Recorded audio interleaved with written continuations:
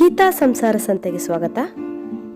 ಇವತ್ತು ನಾನು ಒಂದೇ ಕುಕ್ಕರಲ್ಲಿ ಅದು 10 ನಿಮಿಷದಲ್ಲಿ ಮುದ್ದೆ, ಪಲ್ಯ, ಅನ್ನ, ಸಾರು, ಪಾಯಸ ಮಾಡೋದು ಹೇಗೆ ಅಂತ ನಿಮಗೆ ಹೇಳ್ಕೊಡ್ತೀನಿ. ಯಾಕಪ್ಪ ಒಂದೇ ಕುಕ್ಕರಲ್ಲಿ ಮಾಡಬೇಕು, ಇದರಲ್ಲಿ ಏನು ವಿಶೇಷ ಇದೆ, ಇದರಿಂದ ನಮ್ಗೇನು ಲಾಭ ಆಗುತ್ತೆ ಅಂತ ನೀವು ಕೇಳ್ಬೋದು. ಇದರಲ್ಲಿ ತುಂಬ ವಿಶೇಷ ಇದೆ, ಇದರಿಂದ ನಮಗೆ ತುಂಬಾ ಲಾಭ ಆಗುತ್ತೆ.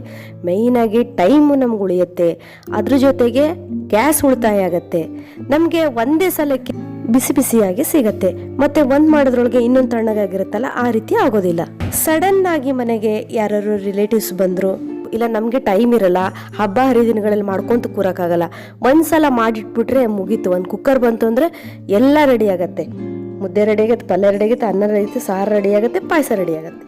ಇವಾಗ ಹೇಗೆ ಮಾಡೋದು ಅಂತ ನೋಡೋಣ ಬನ್ನಿ. ಫಸ್ಟು ನಾನು ಸೊಪ್ಪಿನ ಸಾರು ಮಾಡಲಿಕ್ಕೆ 3 ಥರ ಸೊಪ್ಪು ಉಪಯೋಗಿಸ್ತೀನಿ. ಒಂದು ಮೆಂತ್ಯ ಸೊಪ್ಪು, ಪಾಲಕ್ ಸೊಪ್ಪು ಮತ್ತು ತಿರುಗ್ಸಾಲೆ ಸೊಪ್ಪು, ಮತ್ತು ಪಲ್ಯಗಂತ ಬೀನ್ಸ್ ಉಪಯೋಗಿಸ್ತಾ ಇದ್ದೀನಿ. ಬೀನ್ಸನ್ನು ಚೆನ್ನಾಗಿ ತೊಳೆದ್ಬಿಟ್ಟು ಹೆಚ್ಕೊತಾ ಇದ್ದೀನಿ. ಸಣ್ಣ ಹೆಚ್ಕೊಂಡಿದ್ದೀನಿ ನೋಡಿ ಈ ಥರ. ನೆಕ್ಸ್ಟು ಇವಾಗ ಸೊಪ್ಪಿನ ಸಾರು ಮಾಡೋಣ. ಫಸ್ಟು ನಾನು ಒಂದು ಬೌಲಲ್ಲಿ ತೊಗರಿಬೇಳೆ ತೊಗೊಂಡಿದ್ದೀನಿ, ಅದನ್ನು ಚೆನ್ನಾಗಿ ತೊಳೆದು ಇಟ್ಕೊಂಡಿದ್ದೀನಿ, ಅದನ್ನು ಹಾಕ್ತಾಯಿದ್ದೀನಿ. ನೆಕ್ಸ್ಟು 1 ಬೌಲ್ ತೊಗರಿಬೇಳೆಗೆ 2 ಬೌಲ್ ನೀರು ಹಾಕ್ತಾಯಿದ್ದೀನಿ. ಅದೇ ಅಳತೆಯಲ್ಲಿ, ಸೇಮ್ ಅಳತೆಯಲ್ಲಿ ನೋಡಿ 2 ಬೌಲ್ ನೀರು ಹಾಕ್ತಾಯಿದ್ದೀನಿ. ಇನ್ನೂ ಒಂಚೂರು ನೀರು ಜಾಸ್ತಿ ಹಾಕ್ತಾಯಿದ್ದೀನಿ, ಯಾಕಂದರೆ ಸೊಪ್ಪುಗಳು ಜಾಸ್ತಿ ಇದೆಯಲ್ಲ ಅದಕ್ಕೋಸ್ಕರ. ಸ್ವಲ್ಪ ಅರಿಶಿನ ಪುಡಿ ಹಾಕ್ತಾಯಿದ್ದೀನಿ, 1 ಸ್ಪೂನು. ನೆಕ್ಸ್ಟು ತೊಗರಿಬೇಳೆ ಬೇಯಲಿಕ್ಕೆ ಅಂತ ಹೇಳಿ ಸ್ವಲ್ಪ ಎಣ್ಣೆ ಹಾಕ್ತಾಯಿದ್ದೀನಿ. ಯಾವುದಾದ್ರು ನೀವು ಡೈಲಿ ಯೂಸ್ ಮಾಡೋಂಥ ಆಯಿಲ್ ಹಾಕ್ಬೋದು.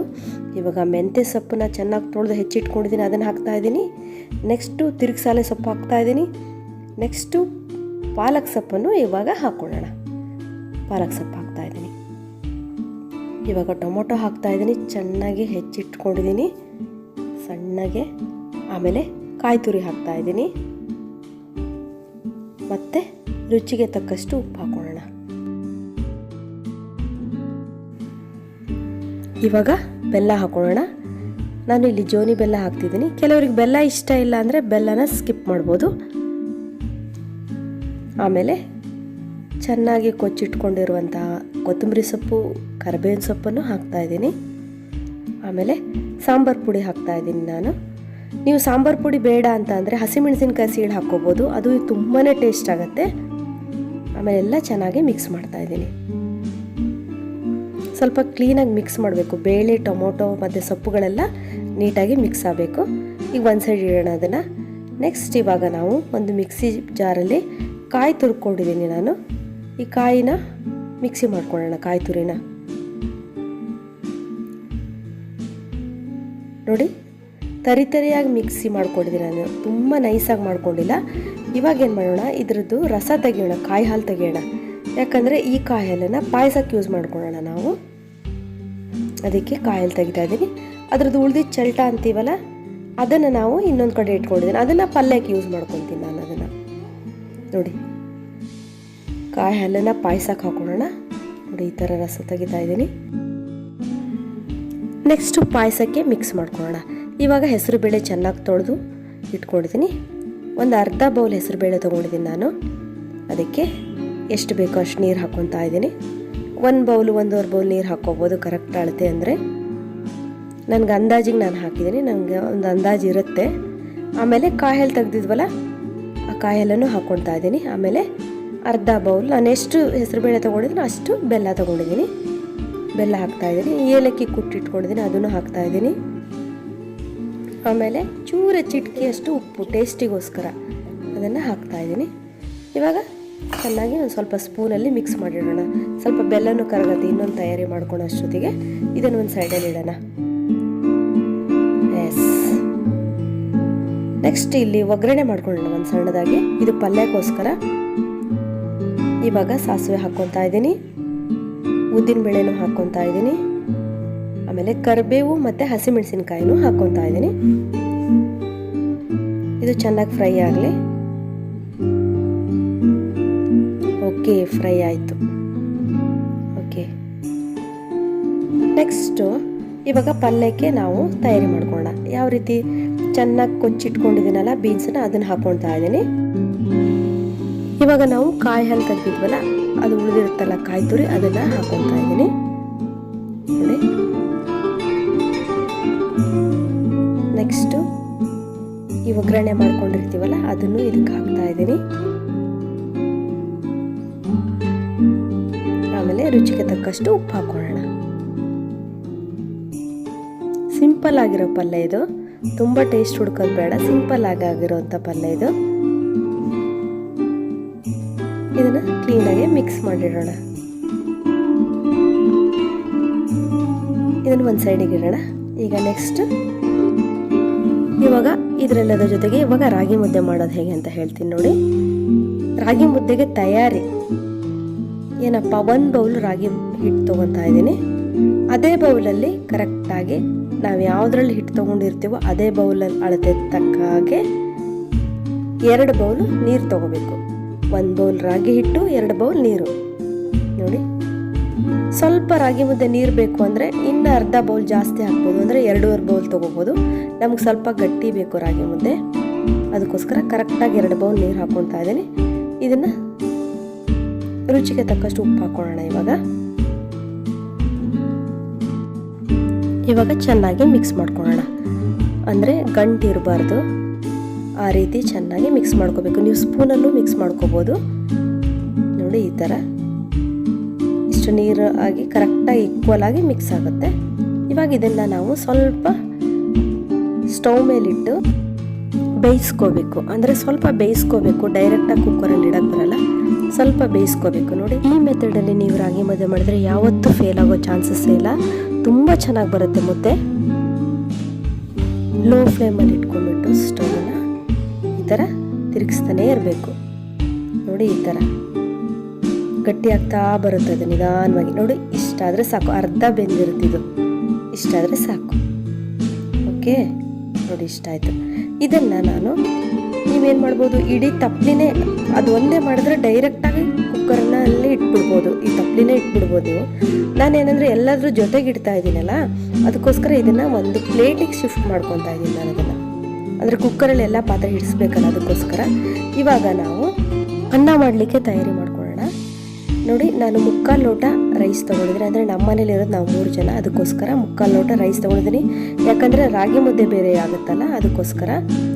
ಇದರಲ್ಲಿ ನಾನು ಅದರ ತಕ್ಕಂಗೆ, ಅಳತೆಗೆ ತಕ್ಕಂಗೆ 1.5 ಗ್ಲಾಸ್ ನೀರು ಹಾಕ್ತಾ ಇದ್ದೀನಿ. ಕುಕ್ಕರಲ್ಲಿ ಈ ಥರ ಸ್ಮಾಲ್ ಸೈಜಿಂದು ಪ್ಲೇಟ್ಸ್ ಥರದ್ದು ಈ ಥರ ನೋಡಿ, ಈ ಶೇಪಿನ ಥರದಿದ್ರೆ ತುಂಬ ಚೆನ್ನಾಗಾಗತ್ತೆ ಕುಕ್ಕರಲ್ಲಿ ಇಡಲಿಕ್ಕೆ. ನೆಕ್ಸ್ಟ್ ನಾನು ಪಲ್ಯನ ಶಿಫ್ಟ್ ಮಾಡ್ಕೊತಾ ಇದ್ದೀನಿ. ಅಂದರೆ ನಾನು ಮಿಕ್ಸ್ ಮಾಡಿ ಇಟ್ಕೊಂಡಿದ್ದೆಲ್ಲ ಅದನ್ನು ಮತ್ತೆ ಈ ಥರ ಶೇಪಿಂದು ಪಾತ್ರೆಯಲ್ಲಿ ಹಾಕ್ಕೊತಾ ಇದ್ದೀನಿ. ಇದನ್ನೆಲ್ಲ ಹರಡ್ಕೊಳ್ಳೋಣ. ನೆಕ್ಸ್ಟು ಸಾಂಬಾರನ್ನು ಹಾಗೇ, ಅಂದರೆ ಸಪ್ಪಿನ ಸಾರನ್ನು ಅದೇ ರೀತಿ ಮಾಡಿ ಇನ್ನೊಂದಕ್ಕೆ ಶಿಫ್ಟ್ ಮಾಡ್ಕೊಂಡಿದ್ದೀನಿ. ಇವಾಗ ಕುಕ್ಕರಿಗೆ ನೀರು ಹಾಕ್ಕೊತಾ ಇದ್ದೀನಿ. ಇದು ದೊಡ್ಡ ಕುಕ್ಕರು, ಸ್ವಲ್ಪ ಇದು 10 ಲೀಟ್ರ್ ಕುಕ್ಕರ್ ನಮ್ಮದು. ಇವಾಗ ಪಾಯಸ ಮಿಕ್ಸ್ ಮಾಡ್ಕೊಂಡಿದ್ನಲ್ಲ ಅದನ್ನು ಇಡ್ತಾ ಇದ್ದೀನಿ. ಫಸ್ಟು ಪಾಯಸದ ಕೆಳಗಡೆ ಇಡ್ತಾ ಇದ್ದೀನಿ. ಫಸ್ಟು ಸ್ವಲ್ಪ ನಾವು ಅದನ್ನು ಮಿಕ್ಸ್ ಮಾಡ್ಕೊಳ್ಳೋಣ ಸ್ಪೂನಲ್ಲಿ. ನೆಕ್ಸ್ಟು ರೈಸಿನ ಬೌಲ್ ಇಡ್ತಾ ಇದ್ದೀನಿ. ಆಮೇಲೆ ಪಲ್ಯ ಮಿಕ್ಸ್ ಇಡ್ತಾ ಇದ್ದೀನಿ. ಆಮೇಲೆ ಸಾಂಬಾರು ಹುಳಿ, ಸಪ್ಪಿನ ಹುಳಿ ಸಾರಿಂದ ಮಿಕ್ಸ್ ಇಡ್ತಿದ್ದೀನಿ. ಆಮೇಲೆ ರಾಗಿ ಮುದ್ದೆ ಪ್ಲೇಟಿಗೆ ಶಿಫ್ಟ್ ಮಾಡ್ಕೊಂಡಿದ್ನಲ್ಲ ಅದನ್ನು ಅದ್ರ ಮೇಲೆ ಇಡ್ತಾ ಇದ್ದೀನಿ. ಇವಾಗ ಲಿಡ್ ಹಾಕೋಣ, ಕುಕ್ಕರಿನ ಮುಚ್ಚೋಣ. ಇವಾಗ ಸ್ಟವ್ ಮೇಲೆ ಇಡ್ತಾ ಇದ್ದೀನಿ. 3 ವಿಸಲ್ ಬಂದರೆ ಸಾಕು ನಮ್ಮ ಕುಕ್ಕರಲ್ಲಿ. ನಿಮ್ಮ ಕುಕ್ಕರ್ ಎಷ್ಟು ವಿಸಲ್ ಬರಬೇಕೋ ನಮಗಂತೂ ಗೊತ್ತಿಲ್ಲ, ಆ ಥರ ನೀವು ಅದನ್ನು ಬೇಯಿಸ್ಕೋಬೇಕು. ಕೆಲವ್ರ ಮೇಲೆ 6 ವಿಸಲ್ಲು 7 ವಿಸಲ್ಲೆಲ್ಲ ಬರ್ತಾ ಇರುತ್ತೆ. ನಮ್ಮದು 3 ಬಂದರೆ ಸಾಕು ನಮ್ಮ ಕುಕ್ಕರಲ್ಲಿ, ಚೆನ್ನಾಗಿ ಬೇಯುತ್ತೆ. ನೋಡಿ, ಕುಕ್ಕರ್ ಇಟ್ಟಿದ್ದೀನಿ. ಇದರಲ್ಲಿ ಎಲ್ಲ ರೀತಿ ಪದಾರ್ಥನೂ ಇದೆ. ಇವಾಗ ಕುಕ್ಕರ್ ಬಂತು ನಂದು, 3 ವಿಸಲ್ ಆಯಿತು. ಕುಕ್ಕರನ್ನು ತಣ್ಣಗೆ ಮಾಡೋಕ್ಕೆ ಇಡೋಣ ಸ್ವಲ್ಪ ಹೊತ್ತು. ವಾವ್, ಸೂಪರ್ ಬಿಸಿ ಬಿಸಿ ಮುದ್ದೆ. ವಾವ್, ಒಂದೊಂದು ಐಟಮ್ಸ್ ತೆಗೆಯೋಣ ಇವಾಗ. ಸುಡ್ತಾ ಇದೆ, ತುಂಬ ಚೆನ್ನಾಗಿ ಬೆಂದಿದೆ ಮುದ್ದೆ. ಕೈ ಸುಡ್ತಾ ಇದೆ, ತೆಗಿಲ್ಲ, ಸ್ವಲ್ಪ ಆರಲಿ. ನೋಡಿ, ಸ್ಪೂನಲ್ಲಿ ಟೆಸ್ಟ್ ಮಾಡ್ತಾ ಇದ್ದೀನಿ.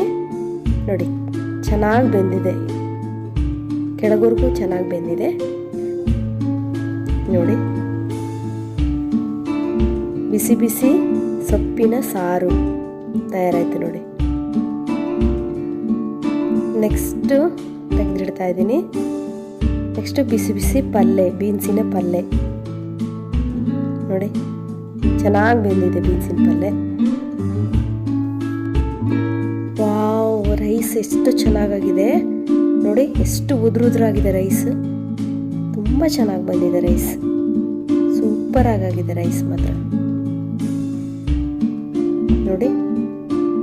ಪಾಯಸ ನೋಡಿ, ವಾವ್ ಸೂಪರ್ ಪಾಯಸ ನೋಡಿದ್ರಾ, ಎಷ್ಟು ಚೆನ್ನಾಗಿ ಬಂದಿದೆ ಪಾಯಸ, ತುಂಬ ಚೆನ್ನಾಗಿ ಬಂದಿದೆ, ಚೆನ್ನಾಗಿ ಬೆಂದಿದೆ ಪಾಯಸ ನೋಡಿ.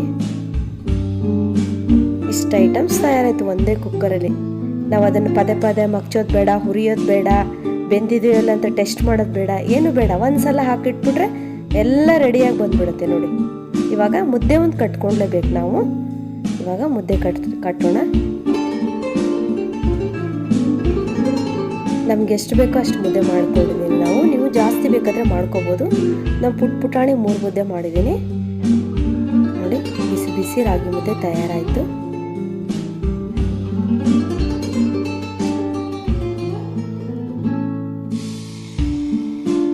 ನೆಕ್ಸ್ಟ್ ಪಾಯಸ ಸರ್ವ್ ಮಾಡ್ತಾ ಇದ್ದೀನಿ.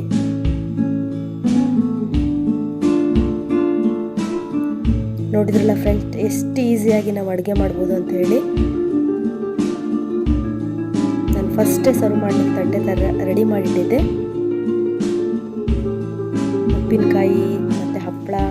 ಇವಾಗ ಸೊಪ್ಪಿನ ಸಾರು ಹಾಕ್ತಾ ಇದ್ದೀನಿ. ವಾವ್, ಸೂಪರ್ ಆಗಿರುವಂಥ ಬಿಸಿ ಬಿಸಿ ರಾಗಿ ಮುದ್ದೆ, ಬಿಸಿ ಬಿಸಿ ಸಾರು, ಬಿಸಿ ಬಿಸಿ ಪಾಯಸ, ಬಿಸಿ ಬಿಸಿ ಪಲ್ಯ. ಸಿಂಪಲ್ ಆಗಿರುವ ಪೌಷ್ಟಿಕವಾಗಿರುವಂತಹ ಆಹಾರ. ನೀವು ಈ ಮೆಥಡ್ ಫಾಲೋ ಮಾಡೋದ್ರಿಂದ ನಿಮಗೆ ಎಲ್ಲ ಐಟಮ್ಸು ಒಂದೇ ಸಲಕ್ಕೆ ಫ್ರೆಶ್ ಆಗಿ ಬಿಸಿಯಾಗಿ ಸಿಗುತ್ತೆ. ನೋಡಿದ್ರಲ್ಲ ಫ್ರೆಂಡ್ಸ್, ಎಷ್ಟು ಈಸಿಯಾಗಿ ನಾವು 10 ನಿಮಿಷದಲ್ಲಿ ಇಷ್ಟೆಲ್ಲ ಅಡುಗೆ ಮಾಡ್ಕೋಬೋದು ಒಂದೇ ಕುಕ್ಕರಲ್ಲಿ ಅಂತ. ಇದುವರೆಗೂ ನನ್ನ ವಿಡಿಯೋ ನೋಡೋದಕ್ಕೆ ನಿಮಗೆಲ್ಲರಿಗೂ ಧನ್ಯವಾದಗಳು. ಯಾರು ನನ್ನ ಚಾನಲ್ನ ಸಬ್ಸ್ಕ್ರೈಬ್ ಮಾಡ್ಕೊಂಡಿಲ್ಲ ಅವ್ರು ನನ್ನ ಚಾನಲನ್ನು ಸಬ್ಸ್ಕ್ರೈಬ್ ಮಾಡ್ಕೊಳ್ಳಿ. ಒಂದು ಲೈಕ್ ಕೊಡೋದಂತೂ ಮರೀಲೇಬೇಡಿ ಫ್ರೆಂಡ್ಸ್. Be happy, take